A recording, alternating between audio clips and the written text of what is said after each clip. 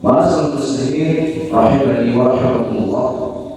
Ya, sebelum kita lanjutkan ke pembahasan inti dari judul takut jadi perbuatan kesyirikan, monggo yang masih pikir-pikir untuk apa saja duduknya biar nanti lebih fokus. Khawatirnya nanti kalau pikir-pikir terus ngantuk. Ya, karena di mana-mana ketika ngaji pinggir itu biasanya banyak yang lihat dulu. Ya, Masuk Bismillahirrahmanirrahim. Allah Subhanahu wa Ta'ala menciptakan kita hanya untuk ibadah semata kepada Allah Subhanahu wa Ta'ala. Sebagaimana Allah Subhanahu wa Ta'ala katakan, "Wa ma khalaqtul jinna wal insa illa liya'budun."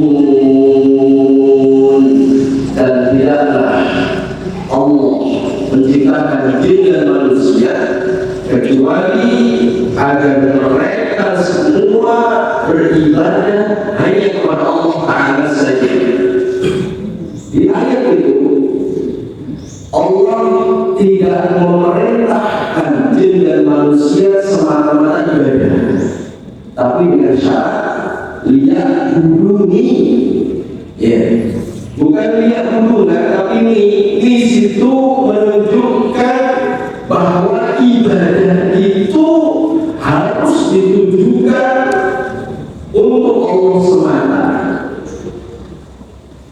Sehingga ibadah kalau tanpa tauhid, tanpa keikhlasan, ibadah tidak bermanfaat.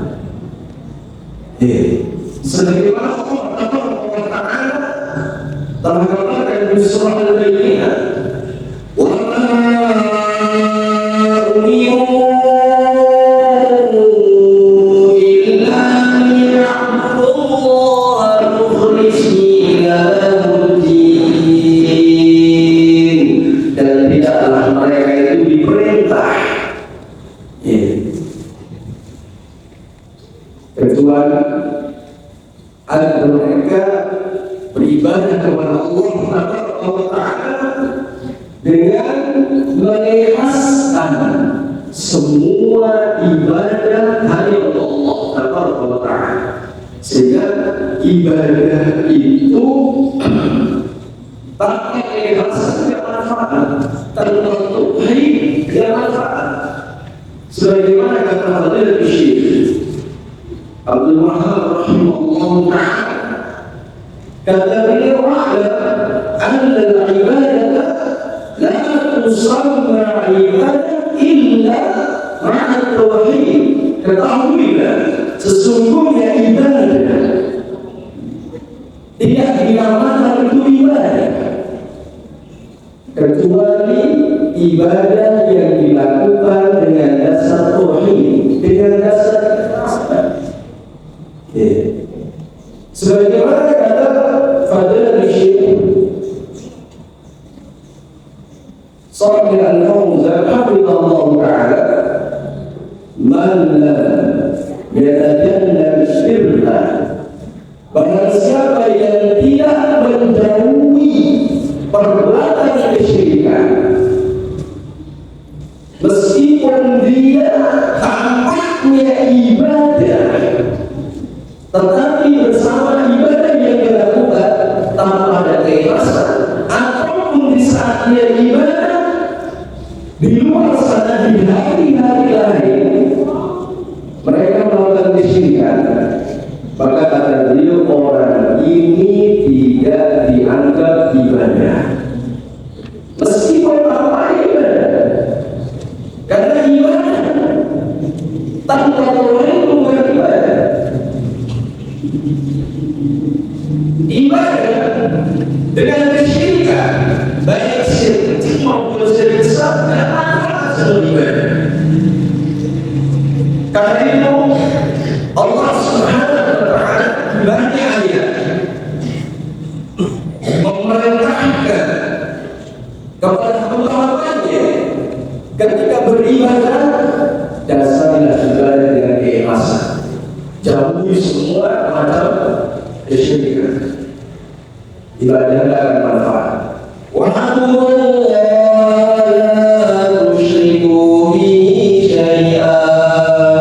Dan beribadah hanya kepada Allah Azza wa Jalla, dan janganlah kalian menyekutukan Allah dengan sesuatu. Sebab kenapa jemaah? Semua macam ibadah yang dilakukan, kalau disertai dengan kesyirikan, semuanya akan harus dilakukan. Karena itu seseorang itu akan menjauhi suatu perkara kalau dia tahu bahayanya. Kalau sekedar ini bahaya, kadang orang coba-coba. Meskipun dari ditulis sih bahaya, kadang dengar-dengar. Apalagi dia nggak paham, dan nulis dia nggak bisa baca, dia bisa melakukan itu. Coba perhatikan, listrik sama takdirnya dari tulis. Ini berbahaya. Kira-kira nanti kalau ada sejarah, lebih baik kamu enggak? Itu soal ini. Lebih baik nanti. Caranya gini-gini kan? Padahal itu berbahaya. Dan nanti yang diberikan siapa? Orang tuanya, orang tuanya bersolat, Allah anaknya, gitu solat. Kenapa dia anak-anak itu? Ya kenapa dia enggak? Kenapa mereka enggak? Karena paham. Apalagi kalau listriknya, arusnya tinggi di atas ini. Bisa dikatakan kamu tahu lagi. Kenapa kita juga karena kita tahu bahaya. Coba kalau listrik ada atas itu putus. Antum panggil ahlinya, takut berlari sendiri. Bisa penuh. Kenapa? Kita tahu bahayanya.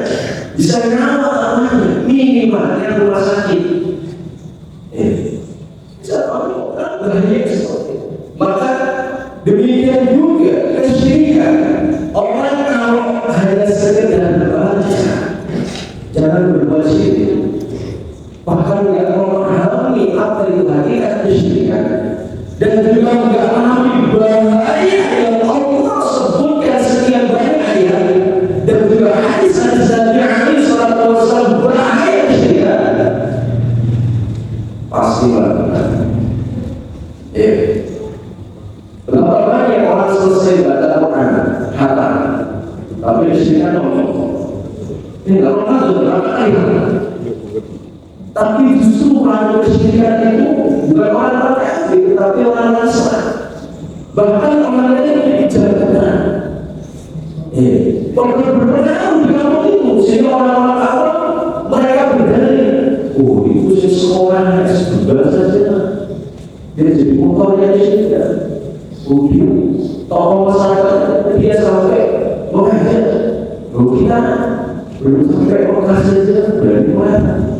Ini orang tahu. Jika orang sudah sampai Mekah, kita orang haji, orang lupa haji itu melaksanakan.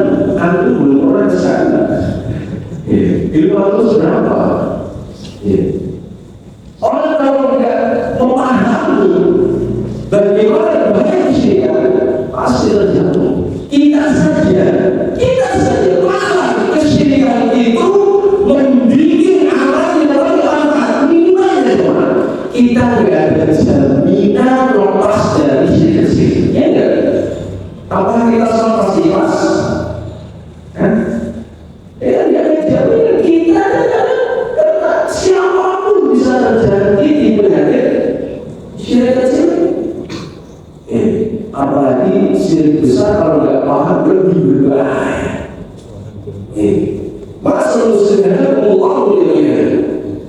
Karena itulah kita perhatikan bagaimana seorang Nabi Ibrahim alaihi salatu wassalam, seorang Nabi, dia pun takut dirinya dan anak keturunannya terjatuh dari kesyirikan. Nabi juga, apalagi pasca kita siapa? Ulama bukan, Nabi apa lagi? Nabi setelah Ibrahim yang disebut sebagai Khalilur Rahman. Wa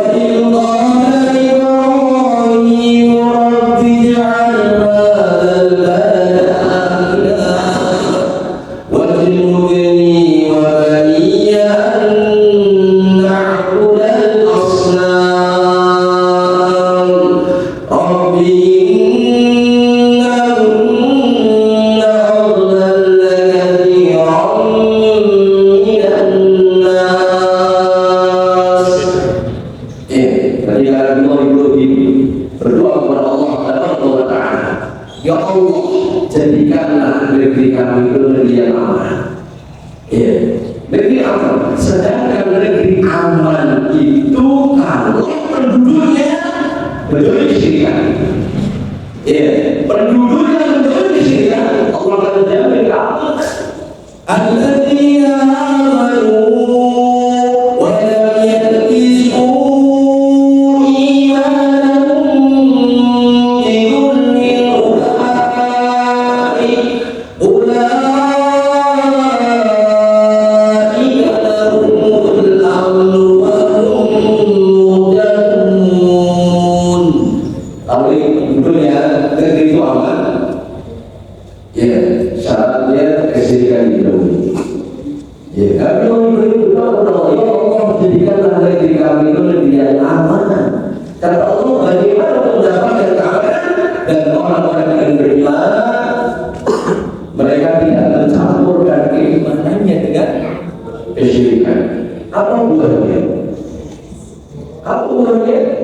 buahnya Allah akan beri dia jalan keamanan sempurna dunia maupun akhirat.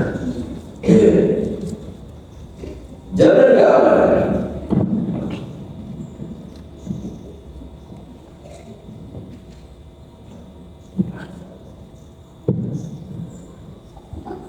Dia mulai kekembangan buah.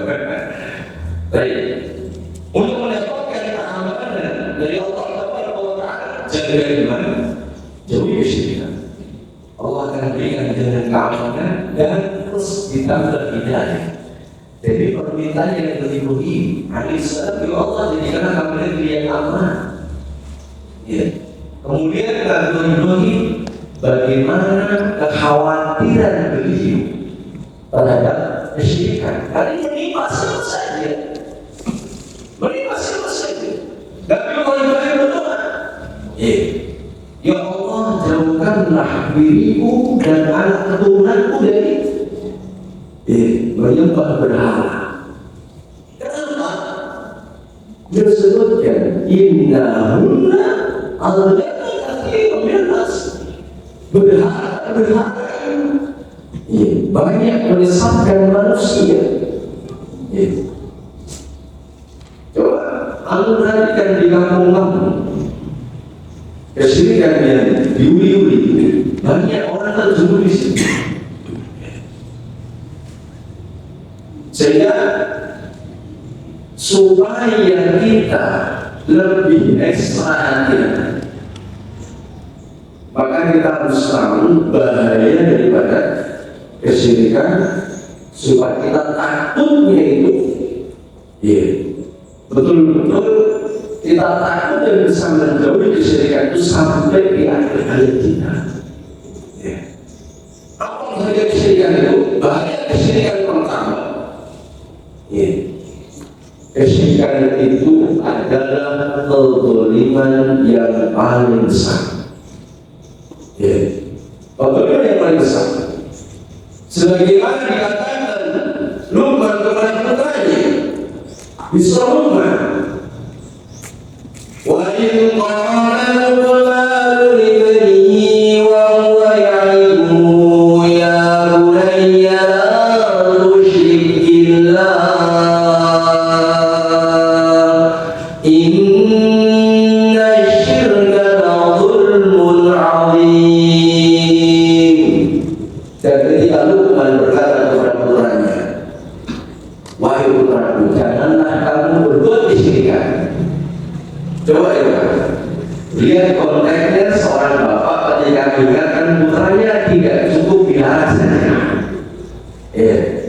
kalau dilarang saja tanpa diberitahu sebab larangnya, anak itu bisa coba-coba. Ya, bahkan pun ketika memerintahkan kepada putranya, jangan berbuat kesyirikan pada putramu. Kenapa? Beliau sebutkan alasannya. Inna syirka la dzulmun adzim. Sesungguhnya kesyirikan itu adalah kezaliman yang sangat besar. Dan ini kalau sampai dibawa mati, kezaliman yang akan menjadi kegelapan pada hari kiamat. Sebagaimana kata Nabi alaihi salatu wassalam, ittaqul dzulma fa inna dzulma dzulumatun yaumil qiyamah. Jauhi kezaliman. Sesungguhnya kezaliman itu nanti pada hari kiamat akan menjadi kegelapan-kegelapan. Pada siapa yang ingin hidup dalam kegelapan di dunia saja, apalagi di akhirat. Semua orang itu butuh dengan cahaya. Dan cahaya itu akan Allah berikan kepada orang-orang yang mereka menjaga imannya sampai akhir hayat. Sebagaimana Allah Taala sebutkan di surah ini, ya ayyuhalladzina amanu taqullaha wa aminu bi rasulihi yu'tikum kiflayn min rahmah wa yaj'al lakum nura. Wahai orang yang beriman, bertakwalah kepada Allah dan Rasul. Aminu billahi wa rasul. Berimanlah kepada Allah dan Rasul. Allah akan berikan dua bagian. Kalau orang beriman kepada Allah, Allah akan berikan dua bagian. Di antaranya Allah akan berikan cahaya. Bagaimana untuk mendapatkan ini? Jaga iman. Kezaliman, kesyirikan dan kegelapan, sedangkan iman adalah membawa dan mendatangkan cahaya. Kemudian yang kedua, maksud subhanallahi jami'an, akibat daripada perbuatan kesyirikan. Perbuatan kesyirikan ini akan menjadikan hati gelisah, hati nggak tenang, hati nggak nyaman. Meskipun hartanya melimpah, meskipun dia jabatan punya, tetapi kesyirikan ini akan mewarisi kegelisahan, kegundahan, kesedihan dalam hati. Sebagaimana kata Nabi alaihi salatu wassalam, fa inna syarra riba, sesungguhnya kejelekan, kemaksiatan itu adalah riba, kegelisahan, kesedihan. Sedangkan kesyirikan termasuk daripada kejelekan, kemaksiatan. Jangankan kesyirikan, jemaah, orang berbuat maksiat sekecil apapun, buah daripada kemaksiatan adalah kegelisahan, ketidaknyamanan dalam hati. Maka untuk mendapatkan ketenangan, kebahagiaan, ketentraman hati, ada yang berbuat kebaikan. Berbuat kebaikan. Di antaranya jaga diri dari kesyirikan. Kata Nabi alaihi salatu wassalam, fa innal khaira tuma'ninatun. Sesungguhnya kebaikan, amal saleh itu buahnya akan mendatangkan ketenangan jiwa. Ketenangan jiwa. Dan sebagaimana kata Allah Taala, ketika orang memiliki iman, dijauhkan dirinya dari kesyirikan, baik besar maupun kecil, maka buah dari kebaikan yang dia lakukan, Allah akan berikan ketenangan, kebahagiaan dalam hatinya. Man 'amila shalihan min dzakarin aw untha wa huwa mu'min falanuhyiyannahu hayatan thayyibah wa lanajziyannahum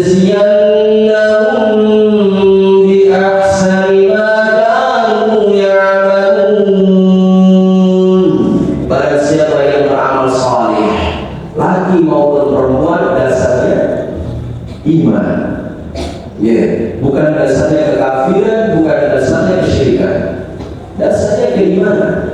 Allah Taala memberikan dia kehidupan yang baik. Ya, di antara tafsir dari itu para ulama menyebutkan hayatan thayyibah yaitu ma'rifatan nafsi, ketenangan dalam hati. Ini buah amal saleh dasar keimanan. Dan Allah akan berikan balasan yang lebih baik dari apa yang dilakukan. Kemudian Allah yang ketiga, ya, bahaya dari berbuat kesyirikan, dosanya tidak akan diampuni kalau dia mati di atas kesyirikan. Ya. Allah Taala menyebutkan di surah An-Nisa di dua ayat. Dua-duanya di surah An-Nisa di dua ayat. Ayat pertama di ayat 48, ayat yang kedua di 116. Ya. Ini menunjukkan betapa tegasnya Allah menghukum hamba-hambanya yang mati di atas kesyirikan. Allah tegaskan tak akan mengampuni kalau mati di atas kesyirikan. Kalau sampai ditegas kayak gitu, kalau nanti orang nekat berbuat kesyirikan mati di atas kesyirikan, salah siapa? Ya, coba seorang bapak atau seorang guru ketika sudah memberikan aturan dalam sekolah, kalau kamu begini tak kau makan. Kalau seandainya itu anak atau santri berbuat seperti itu, kalau dibuangkan salah gurunya, salah gurunya sebelumnya diberitahu, dan pemberitahuannya tidak cuma sekali. Sampai Allah sebutkan dalam satu surah dan berkata di surah An-Nisa ayat 48 116 berkata, tak ada pengampuni kalau kalian mati di atas kesyirikan.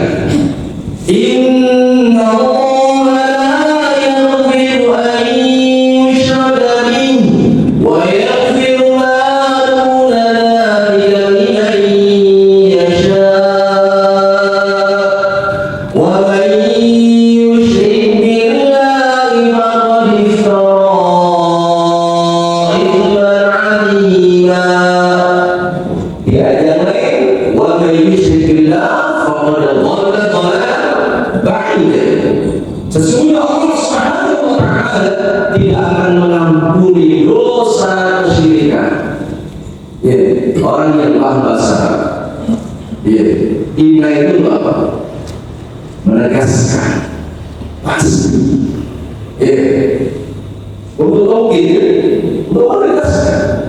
Sesungguhnya Allah betul-betul tidak akan mengampuni orang yang berbuat kesyirikan, mati di atas kesyirikan.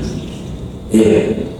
Dan ingat di ayat di kalimat berikutnya, dan Allah mengampuni dosa yang di bawah kesyirikan. Cuma ingat, inna yasha, bagi yang dikehendaki saja.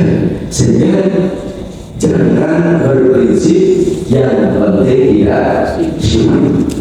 Memang yang menerima sebenarnya, ya, dan yang penting tidak syirik. Ya kalau mengampuni, sebab Allah ingatkan apa? Lima yasha, Allah akan memberikan pengampunannya atas dosa bagi yang dikehendaki. Kalau yang dikehendaki, ya mampir dulu. Memang kalau mampir di warung soto ya enak, mampir di neraka. Padahal setengah hari di akhir itu berapa?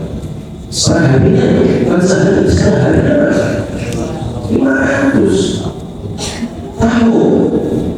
Antum nunggu kawan janjian 30 menit benar saya. Nunggu.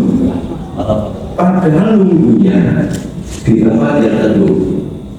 Itu aja nanti habis itu bisa jadi mukamu merah. Makanya begini ketemu di sini 30 menit aku nunggu di sini. Apalagi aku nunggunya nggak bawa HP. Kalau nunggu bawa HP masih ada hiburan. Itu aja yang menyenangkan. Apalagi sampai harus Di neraka setengah hari 500 tahun. Makanya ya, maka sekecil apapun dosa jangan diremehkan. Ya. Dapat tegaskan, apalagi dosa kecil yang tak ada apa-apa. Dan berikutnya Allah tegaskan, wa may yusyrik billah faqad iftara itsman 'aziman.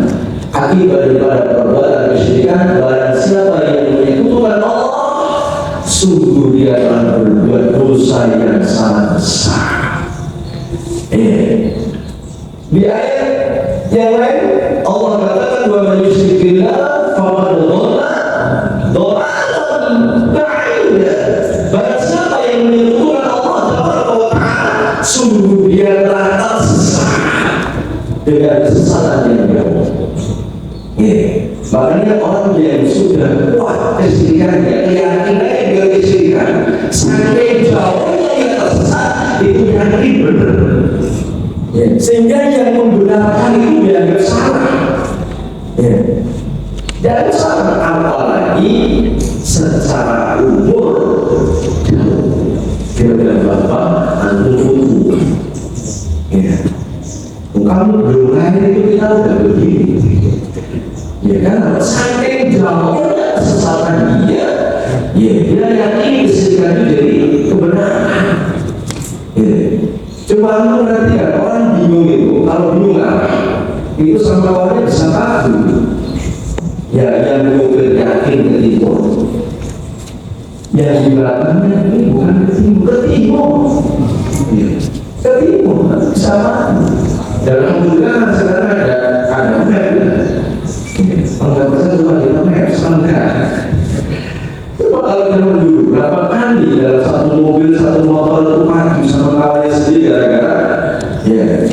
gara-gara salah. Kalau orang sudah kejauhan, bisa lagi. Kalau orang yang berbuat kesyirikan, kalau sampai sudah keyakinannya kuat kesesatannya mau, sehingga orang yang mengingatkan itu bisa diusung. Kemudian jemaah yang Allah mulianya, akibat daripada kesyirikan yang paling fatal adalah dia keluar dari Islam.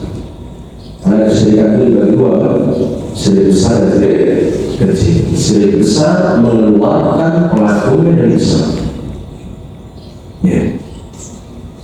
Dan berarti agak sadar sudah keluar dari lingkaran Islam, tapi dia tidak sadar. Ini berbahaya, sehingga seluruh amalan tidak manfaat.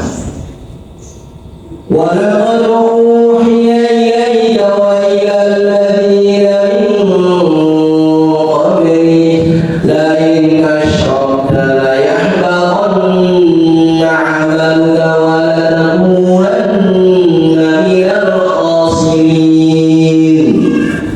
Dan sungguh telah kami wahyukan kepada Muhammad dan orang sebelum Allah. Wahyu dari Allah Taala. Apa wahyunya? Lain asyrakta, jika engkau Muhammad berbuat kesyirikan, la yahbaqanna. Ini yang paham ilmu bahasa adalah nun atakilah. Pasti amalanmu akan hangus, akan hilang. Dan kelak kamu di akhirat akan menjadi orang yang merugi. Menghanguskan semuanya. Bahkan di awal kita sebutnya ibadah tidak akan disebut ibadah kalau tanpa tauhid. Karena semua ibadah, karena kewajiban yang paling wajib sebelum sholat, puasa, haji, amalan lain itu adalah bertauhid. Karena ibadah akan manfaat kalau tanpa tauhid. Makanya Allah Taala mengutus para rasul itu yang dibenahi pertama syarat diterimanya ibadah dulu. Bukan sholat yang bersedekahnya, bukan hajinya, tapi ini syaratnya supaya ibadah yang manfaat, nggak rugi, nggak sia-sia, dibenahi dulu hatinya, dibenahi dulu tauhidnya, dijauhkan kesyirikan. Walaqad ba'athna fi kulli ummatin rasula an ibudullaha wajtanibut taghut faminhum man hadallah wa minhum man haqqat 'alaihi dhalalah fasiru fil ardi fanzuru kaifa kana 'aqibatul mukadzibin. Dan sungguh kami telah mengutus pada setiap umat seorang rasul. Ya, karena tidak ada umat yang kosong dari Rasul selalu memberi peringatan. Wa in min ummatin illa khala fiha nadhir. Tidak ada dari umat ini yang kosong seorang rasul yang memberikan peringatan. Nah, ketika Allah Taala mengutus rasul ini pada setiap umat, apa tugasnya? Tugas yang paling utama dan paling berat. Dan ini adalah tugas paling mulia, yaitu apa? Mengajak umatnya, ayo beribadah kepada Allah saja. Tinggalkan semua sesembahan selain Allah. Tinggalkan. Karena itu tidak akan manfaat ibadah yang kalian lakukan. Kalau kalian dua-duanya dilakukan, ya ibadah kepada Allah, ya berbuat kesyirikan, tidak akan manfaat. Dan banyak dari kalangan kaum muslim sendiri dua-duanya nyambi. Meskipun ibadah kepada Allah lebih banyak, sholat lima waktunya dijaga, ya baca Qurannya nggak berhenti, tetapi kesyirikannya ini nggak merek, nggak merek. Terlebih di hari-hari khusus, di bulan-bulan khusus. Kapan? Besok. Besok itu besar-besar. Ini tugas kita. Kalau itu disebut bulan Muharram, insya Allah tidak berbuat kesyirikan. Tapi masalah ikutnya sunnah. Kalau orang sunnah, apa pemahamannya? Ya akar, ya ingin, ya berbahaya. Ya. Kalau itu semuanya diubah, ini bukan sunnah, ini Muharram. Muharram itu bulan mulia, bulan beribadah, ini bulan suci. Sebab tahunya orang-orang bulan suci itu cuma ini masalah. Sehingga muliakan ini cuma Ramadan saja, ibadahnya ya Ramadan saja, ngomongnya ya Ramadan saja. Coba kamu survei masjid ramai kapan? Ramadan, kenapa Ramadan ramai? Karena tahu paham bulan suci itu Ramadan. Padahal Muharram bulan suci juga. Bulan suci. Allah sampai katakan inna iddatash syuhuri indallahi 12 syahra fi kitabillah yawma khalaqas samawati wal arda minha arba'atun hurum. Dzalika dinul qayyim.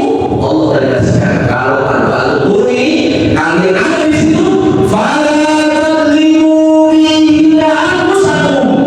Coba. Ya sesungguhnya hitungan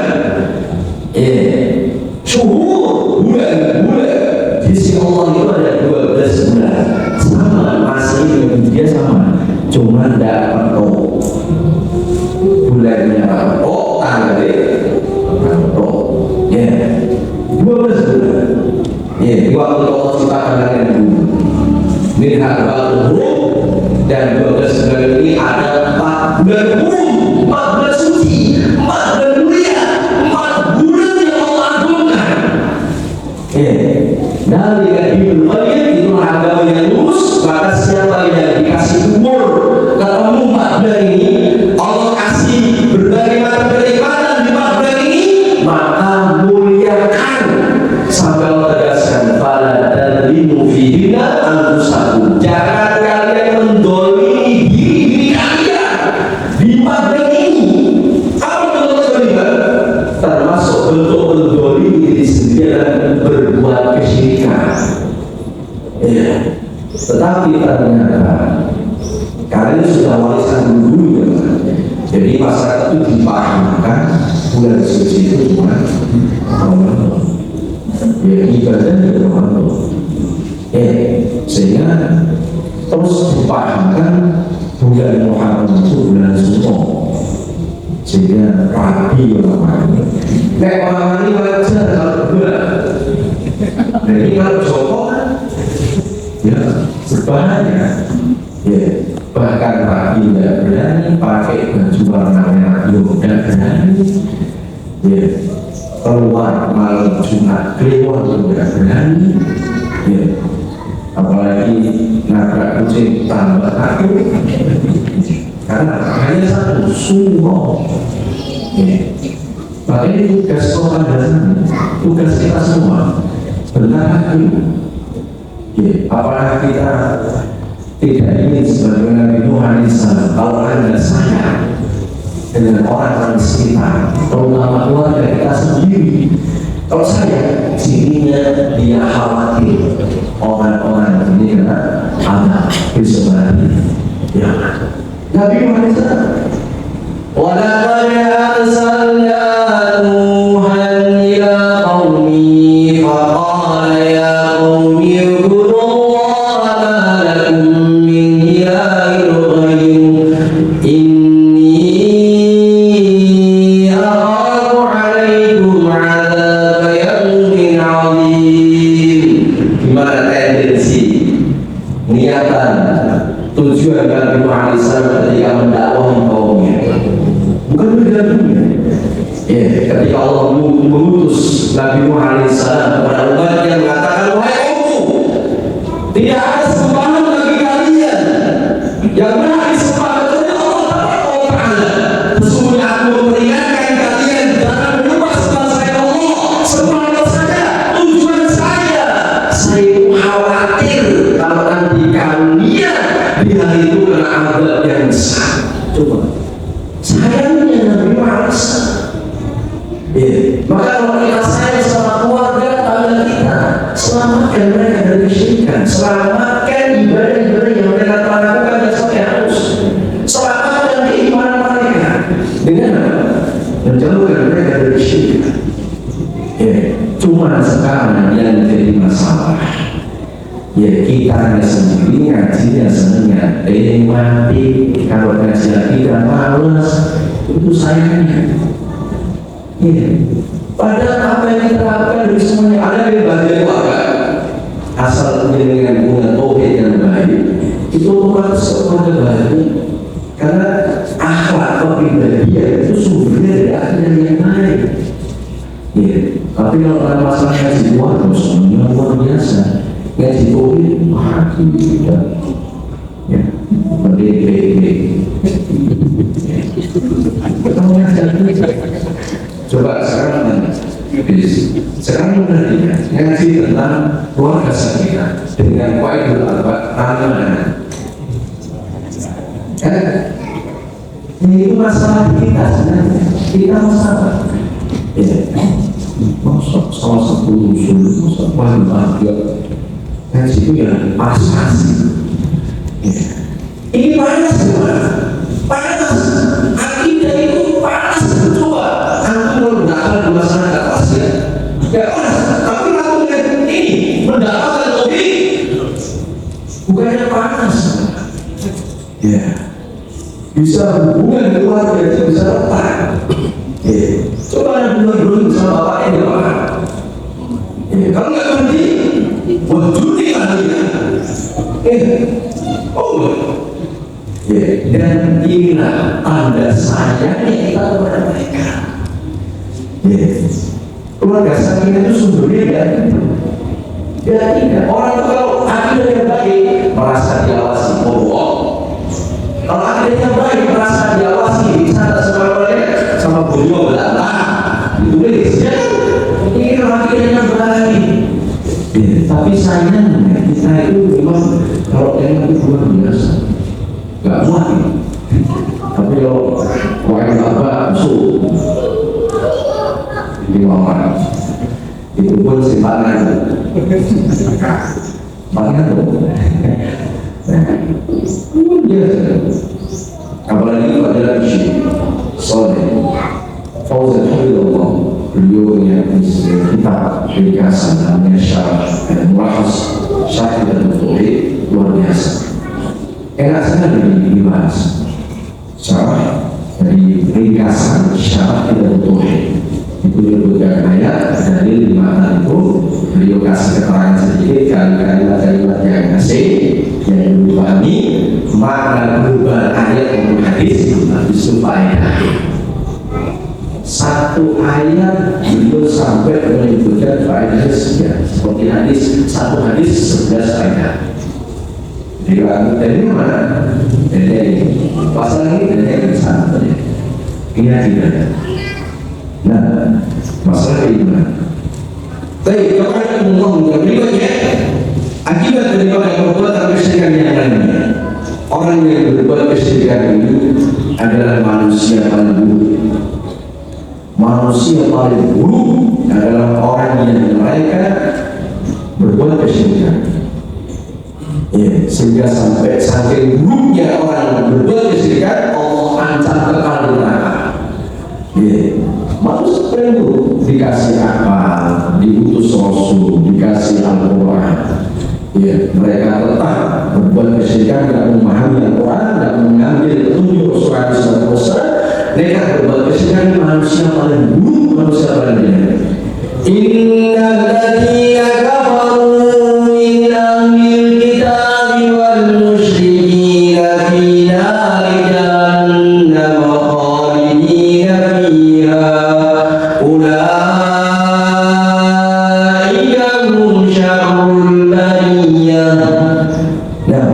Sesungguhnya orang-orang kafir dari kalangan ahlul kitab al-Yahudi wal Nasara wal musyrikin dan orang yang berbuat kesyirikan, Allah ancam kalau dia mati yang kesyirikan, Allah ancam di neraka, kekal di sana dan Allah tegaskan siapa mereka? Ulaika syarrul bariyah.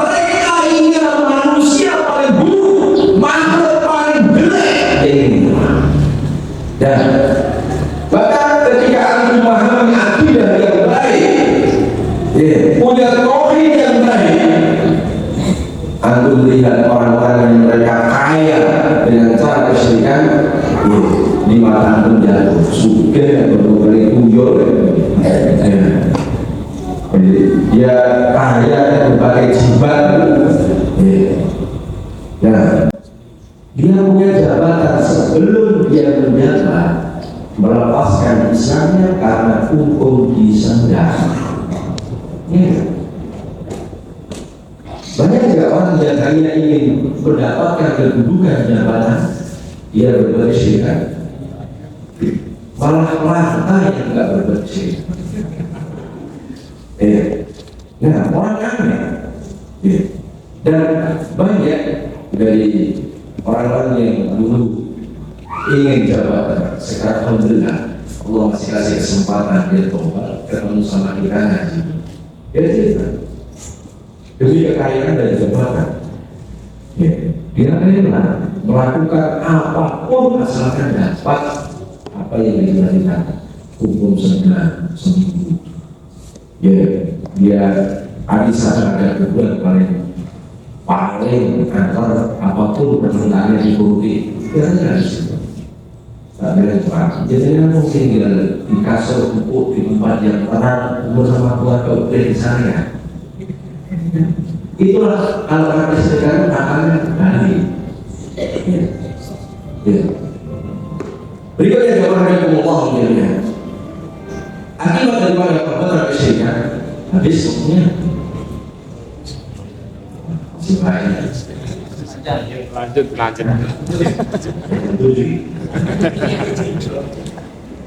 Lanjut sampai apa? Banyak. Ini baru beberapa seperempat. Berapa kali nanti? Beli. Padahal lebih dari 16. Baru cukup. Dulu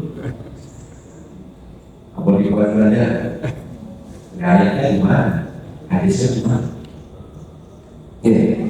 Tapi Dua poin lagi, ya. Dua poin lagi. Akibat daripada perbuatan kesyirikan. Kesyirikan itu adalah dosa yang membinasakan. Ya, kata Nabi alaihi salatu wassalam dalam hadis yang sahih,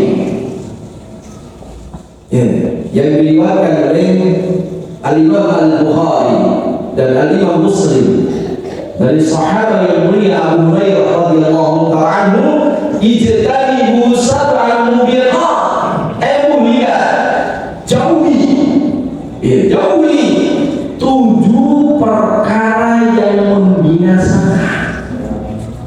Ya, padahal konsekuensi dari orang yang syahadat anna Muhammad Rasulullah, ya, ada 4 konsekuensi kewajiban yang harus ditunaikan ketika orang sudah mengatakan asyhadu anna Muhammad Rasulullah. Ada 4. Apa itu? Ingat. 1. Wah, ini tematik ini. Efek tematik. Ya, ini pelajaran sangat lusuh. Apa itu? 1. Nah, yang kurang kan? Biar pada kami gitu. Kan? 1. Ta'atu fima, mentaati apa yang diperintahkan. 2. Ya, wajibinahu wa nahanu wa zakar, menjauhi apa yang beliau cela dan gelar. Dan di sini beliau kalimatnya ijtanibu sab'al mubiqat, jauhi ibadah. Larang ini, larang, jauhi 7 perkara biasa. Maka kalau orang kewajiban setelah asyhadu anna Muhammad Rasulullah, Rasul mengatakan ijtanibu, jauhi 7 perkara ini, pasti dijauhi. Cuma masalahnya cuma di bibir saja. Ya, bibir saja. Jauhi 7 perkara yang biasa. Ini menjauhi perkara yang biasa dan berbahaya. Ya. Cuma masalahnya karena nggak paham kewajiban setelah bersyahadat anna Muhammad Rasulullah. Ya, ya seperti itu kondisinya. Ada perintah disepelekan, bahkan biasa ibadah yang lain yang lebih nyaman di atasnya. Ya, nah, kemudian yang ketiga, bersaksi bukti apa? Membenarkan dan berkata. Yang keempat, wa an la ya'budullaha illa bima syara'a. Dia tidak beribadah kepada Allah kecuali dengan apa yang beliau syariatkan. Itu 4 konsekuensi orang mengucapkan syahadat pada setiap bersyahadat. Kan ada yang syahadat? Sholat ada enggak? Wudu ada enggak? Nah, kenapa ketika Rasul melarangkan? Dan kenapa beribadah cari sensasi lain? Ya, ini masalah. Ya, Rasul mengatakan tuh jauhi 7 perkara biasa. Apa yang pertama? Asyirku billah. Ditaruh di poin yang pertama. Syirik kepada Allah. Kenapa? Jauh. Ya. Nah, jangan PR. Karena waktunya nggak ada. Ya. Nah, ketemu kalau waktunya. Nah, tapi berikutnya akibat daripada perbuatan kesyirikan, ya, kita sebutkan yang paling dahsyat dari akibat kesyirikan. Allah haramkan surga, tempatnya di neraka. Sudah di neraka itu sulit, susah, butuh pertolongan. Allah haramkan pertolongan. Ya, gak ada yang boleh memberikan pertolongan akibat dari kesyirikan. Biasanya orang kalau kesulitan butuh pertolongan. Contoh aja orang ketabrak, kakinya patah, gak punya uang, apa? Donasi. Ya kan? Ketika sulit, kan butuh bantuan. Ini ketika di neraka Allah haramkan bantuan, pertolongan. 3 hukuman sekaligus disebutkan dalam satu ayat bagi orang yang kesyirikan. Innahu man yusyrik billah faqad harramallahu alaihi al-jannah wa ma'wahu an-nar wa ma lil-zalimin min ansar. Sesungguhnya orang-orang yang musyrik billah, dia menyekutukan Allah, berbuat kesyirikan, mati di atas kesyirikan, akibatnya dia akan menerima 3 hukuman sekaligus. Yang pertama, faqad harramallahu 'alaihi jannah, Allah haramkan dia surga, wa ma'wahu nar, dan tempat dia di neraka. Dan neraka yang banyak susah, sulit, butuh pertolongan, butuh syafaat. Tetapi karena perbuatan kesyirikan yang dia lakukan, wa ma lil-zalimin min ansar, maka orang-orang yang mati di atas kesyirikan tidak ada penolong. Allah tidak suka, Allah pun tidak akan menolong dia, dan kawan-kawannya pun juga tidak boleh menolong dia. Kenapa? Karena syarat untuk mendapatkan syafaat 2. Apa itu? Mati lagu. Ini apa kayak mati gitu. Syarat mendapatkan syafaat 1, izinkan.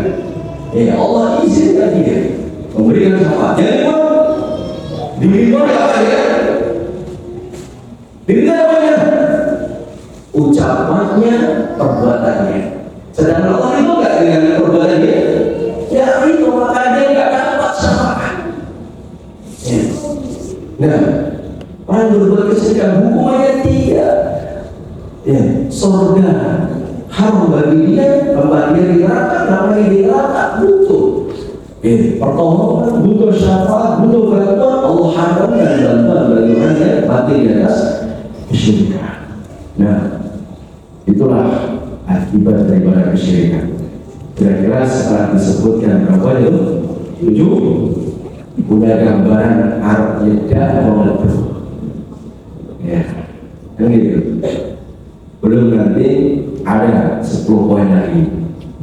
Ya, nanti soretekan seperti itu baru akan. Ya kan? Misalnya dengan itu rame, ya, rame, nggak bisa. Ya, nggak bisa. Kenapa? Perbuatan kesyirikan sangat berbahaya. Demikian juga riba. Kalau riba itu sekedar dikatakan riba haram. Iya. Nah, riba haram, orang masih banyak riba, tapi sebutkan akibat daripada riba. Seret, orang baru mikir. Banyak sekali. Ya. Nah, cuma dapat untung 2.000, bahayanya lebih daripada 2.000. Nah, kesyirikan juga begitu. Berangkat akibat daripada bahaya daripada kesyirikan. Nah, diharapkan dari setelah tahu akibat dan bahaya daripada kesyirikan, takut dengan kesyirikan itu luar biasa. Itu baru akibat syirik besar. Nanti syirik kecil itu untuk kita. Ya, untuk kita. Dikira kita aman? Nggak aman. Aman daripada kesyirikan nggak ada. Kalau untuk merasa aman, ngalahkan Nabi Ibrahim. Aku nggak mungkin berbuat kesyirikan. Nabi Ibrahim saat ini, Nabi Ibrahim takut dengan kesyirikan. Nah, siapapun nggak ada jaminan selamat daripada kesyirikan. Bahkan kesyirikan itu berubahnya. Berubah itu apa menjadi binamri.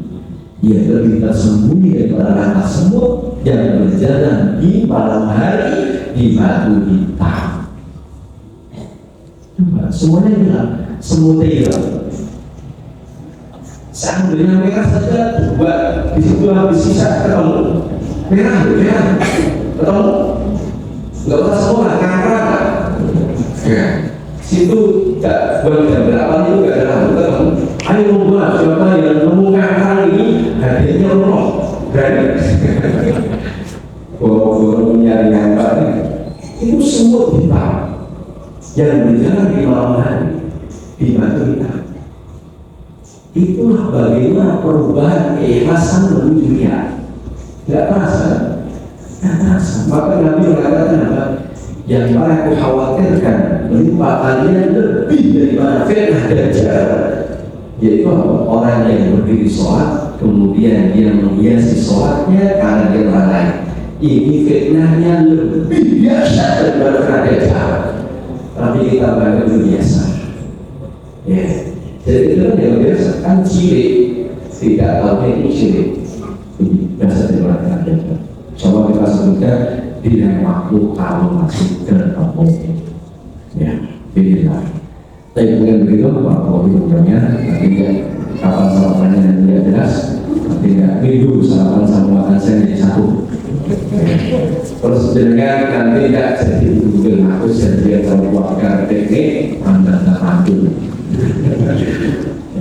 Tapi Pak Kopi umumnya ngomong, Pak Answab.